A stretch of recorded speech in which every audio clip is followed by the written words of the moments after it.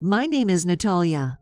I'm a 50-year-old working housewife. This year marks my 25th anniversary with my husband, Silas. We couldn't have children due to our health conditions, so it's just the two of us. It would have been nice to have a peaceful marriage life after turning 50, but my marriage with Silas is far from ideal. I'm home. TCH, you're back already. All you can do is work. You should work harder. When I get home, Silas is usually lounging on the sofa, fiddling with his smartphone. He glances at me, clicks his tongue, and spits out those words. Well, today the business meeting ended early. I bought some deli food from the mall at the station. Must be nice not doing housework. Just picking up food without having to think. Do you think that's going to make me happy? It's not like that. Silas stands up from the sofa, visibly irritated, sighs heavily, and goes into his room. I wonder when he started treating me like this. I remember him being a much kinder, ideal husband around the time I quit my job to start my own small company. It's your dream to start a company, Natalia. I want to support that. He used to say that and volunteered to take care of the house. It was a huge relief not to worry about household chores while I was busy setting up my company. For a while, I was working hard outside, and Silas was handling the housework. That went on for 2-3 years. Silas initially did the housework willingly, but gradually his attitude became cold and arrogant. Now, no matter what I do at home, I'm met with sighs and tongue clicking. Whenever I try to help with the housework, he'd say, "Don't touch anything if you don't know what you're doing. I have to redo everything you do. It just adds to my work, so don't interfere with the house." So, I watched Silas redoing the chores I attempted and returned to my work, feeling dejected. He treats me terribly, but I'm honestly grateful he does the housework. My company's moderate success is definitely due to Silas's support. But how long will this continue? Another 10 years, 20 years. As I ponder, I glance at the sofa. Silas's smartphone was there, perhaps forgotten when he returned to his room. I picked up the phone, intending to place it on the table so it wouldn't get lost, and just then, the phone screen lit up. It seems like he just received a message. Had a great time at lunch today. Looking forward to dinner next time. That was the message displayed on the screen as a notification. I don't recall the name Ruby. Maybe a colleague of Silas, but it didn't seem like a message to a colleague. What's this? Even as I stood there puzzled, a series of messages adorned with hearts continued to be sent. Last week's hotel was fantastic. Let's stay overnight again. This message was decisive evidence, and it appeared just as Silas' room door opened with a loud bang. Noticing the smartphone in my hand as I stood near the sofa, Silas's eyes widened in anger. "Hey, what are you looking at?" He strode towards me with heavy steps, snatching the smartphone away as if to take it back. As he turned to go back to his room, I couldn't help but raise my voice to stop him. "Wait, Silas, who's Ruby? What's this relationship about? And a hotel?" At my questioning, Silas let out a large click of his tongue. "Huh. You read the messages. That's the worst. Even if you're my wife, it's an invasion of privacy to read that much." Privacy. I just picked up a phone you forgot, and the messages were there. More importantly, who is Ruby? That's the issue. So, the CEO has different standards, huh? Trying to dismiss someone's privacy. I'm not talking about that right now. No matter how much I pressed him for answers, Silas only kept shouting that's an invasion of privacy, and it's unreasonable to look at someone else's phone. Eventually, he yelled, "If you're going to do that, I also have my own plans," and locked himself back in his room. There was no chance for a conversation now. So, I decided to wait and see how things would unfold. For a few days after seeing Silas's smartphone screen and the messages that appeared, he completely avoided me. As soon as I got home, he'd go to his room and wouldn't come out until I left for work in the morning. I wondered if he was planning to stay in his room all day on weekends, or leave the house early and not come back all day. Amidst these farts, an incident occurred. "Silas, hey, I need to ask you something." I was frantically knocking on Silas's room door. It was rare that I finished work earlier before him. Silas came home late as always, ignoring me and going straight to his room. Until today, I hadn't interfered with Silas's behavior, but I couldn't let it go. Without worrying about disturbing the neighbors, I banged on the door, raising my voice. Hey, come out. A credit card from my room is missing. Do you know anything about it? Yes, the black credit card I had stored in my room's drawer was missing. I hadn't moved a card for about a week, and it was locked in a drawer. I checked the rest of the room just in case, but nothing else was missing. Only the drawer's lock was opened, and the card was gone. I felt cold sweat on my back.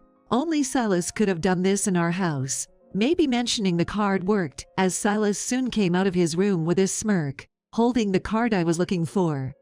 Do you mean this card? Yes, that. Why did you take it without permission? I had it locked up, I shrieked, and Silas deepened his smirk. Locks don't mean much when you leave the keys inside the house. It's easy to find out where they are. But to take it without asking. I told you, I have my own plans. If you're going to snoop through my phone, then I might as well enjoy using your card. Had a great time with Ruby. Shopping at designer stores, staying at luxury hotels, cost about $30,000, I guess.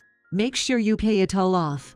Saying this, he carelessly threw the card down. I hurriedly picked up the card as it clattered on the hallway floor, holding my head in disbelief. What had this man done? My distraught appearance must have looked amusing to Silas. Looking down at me, he began to laugh loudly. Man, a black card is really something. You can buy anything with it. If you had something like this, you should have shared it earlier instead of being stingy. If you let me use this from now on, I might consider not divorcing you. Cutting off Silas's rambling words, I spoke in a low voice. Did you check? Huh? Check what? I mean, did you properly check the name on it? Huh? Silas, looking foolish, turned his head towards me as I thrust the card I had picked up towards him. It wasn't in my name. This card wasn't mine. It belonged to one of my fellow entrepreneurs' friends. Last week, there was a networking event among entrepreneurs in the same industry, which included drinks. I hadn't drunk much, but one of the attendees did, and decided to leave early. He was quite drunk and attempted to pay first, accidentally leaving his card at the register. The distressed staff member brought the card to our table, as I was sitting with the group. That made sense, especially since it was a black card. It seemed that the store thought it best to hand over such a thing to an acquaintance of the forgetful owner rather than keep it. Fortunately, I had plans to meet that person soon, so I agreed to temporarily keep the card to return it to him. That meeting was scheduled for tomorrow, and when I went to retrieve the card, I noticed the drawer was unlocked. That was the course of events leading up to this. Nah, no way. But this card. You've been splurging with someone else's card. You realize that's a crime, right? It's called fraudulent use. But it was in your desk. Anyone would mistake it for yours. I've been tricked. It's a fraud. Entering someone's room without permission and opening a locked drawer, isn't that an invasion of privacy? Gah. Silas just groaned, sounding like a frog. I sighed and took out my smartphone, obviously to contact the credit card's owner. Realizing what I was about to do, Silas fell to his knees in panic, clinging to my feet, desperately pleading. Wait, please. It's a misunderstanding, just a little one. Right. The card's owner is your acquaintance, isn't it? Ask him to let it slide. Let it slide. $30,000. I mean. But I'll make sure they charge you the full $30,000. And of course, I won't help you in any way. You'll have to pay it with your own money.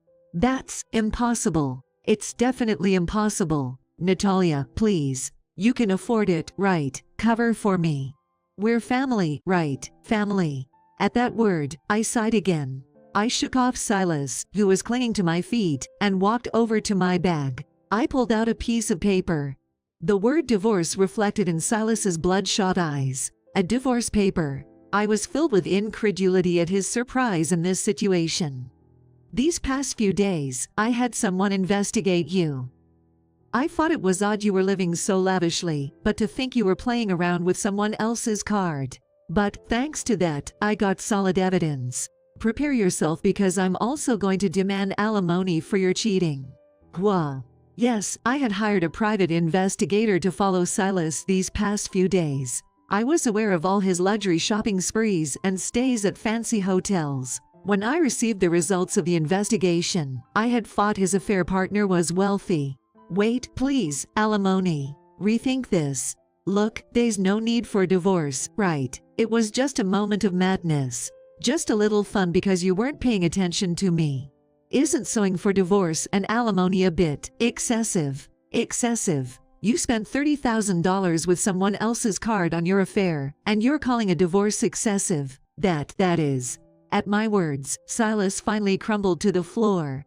It looks like he's crying. Yet, seeing my husband of 25 years in such a state, my heart didn't stir in the slightest. He had brought it upon himself. A few months later, my divorce with Silas was finalized smoothly. At the same time, I filed for alimony due to his cheating. Silas, on the other hand, was chased by the claims for alimony and the payment demands from the credit card's actual owner, leading him to accumulate debts here and there. Most of our living expenses over the years had been paid by me. Silas, having spent his salary without saving much, had hardly any savings, which was astounding. Additionally, he still faced charges for the fraudulent use of the credit card. Naturally, he couldn't afford to pay the settlement, and it seems like he ended up in the care of the police. Given the situation, it's unlikely that his affair partner would be waiting for him once he gets out of prison. As for me, I had to move houses due to the property division during the divorce. Leaving the house I had lived in for 25 years felt a bit daunting, but I decided to take this opportunity to buy a new high-rise apartment, starting afresh in my new castle. The issue with Silas did cause some trouble among my fellow entrepreneurs' friends, but they understood it wasn't my fault, and our friendship continued unchanged. The company went public. I had always believed that my business was thriving because Silas had been supporting me. However, once my life with Silas ended, I realized that his presence had been more of a pressure than I had thought. There was no way I could relax in an environment where I was constantly met with sighs and tongue clicks upon returning home. Free from Silas, I was able to dedicate myself more to my work than ever before. I decided to do household chores in my way, and for parts I couldn't manage, I opted for professional housekeeping services. The housekeepers, efficient and cheerful, turned out to be more supportive than Silas ever was. I wished I had made this change earlier. It would have saved my friend from unnecessary trouble. But now, I'm positively stepping into a new phase of life.